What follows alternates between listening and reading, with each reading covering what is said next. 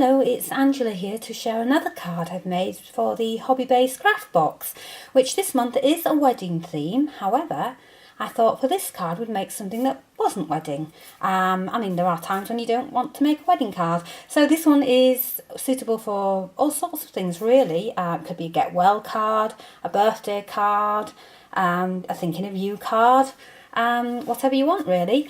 I've chosen to use one of the paper cut sentiments that says special day. Now that's on the sheet that comes in the box, and I've cut it out and just coloured it. The rose is a die, and that's a Hobbybase die which comes in the box, and I've cut it from white card and I've simply coloured it using some watercolours. I think I've used Spectrum Noir aqua tints and a little bit of distress ink for the rose, and the leaves are in green shades.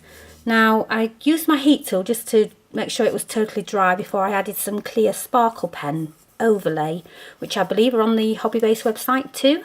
Now what I like about this die is it has sections that are actually cut out, if you can see there. So when you've die cut it and coloured it, just lift some of the sections and bend them in your fingers.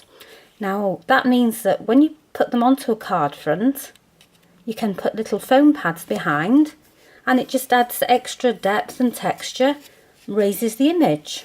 Or you could cut more than one, cut some sections out and just layer it up. It gives a more 3D effect. I've sort of shaped the leaves a little bit and added foam pads underneath too. The raindrop effect. Now that is these here, these Nouveau drops.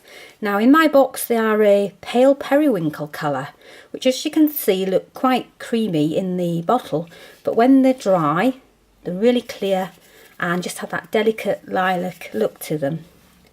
I thought to give the look of raindrops on the rose and just added some to the panel. When you've added them, don't be touching them, let them dry. If you do those the very last thing when your card's finished, just pop it down and let it dry, and that way they'll stay perfectly round and they'll dry lovely. I've used the papers in the box for the matting and layering. I just added the dark green card and some, I think that's like a canvas effect paper from my stash. Now I do like to coordinate the inserts with my projects, so inside I've just added some copy paper and just added a little strip of matching pattern paper. And there it is. I do like to have the folds across the top on my cards. It's just something I like to do, so you know, you can do it that way if you prefer. Thank you for watching.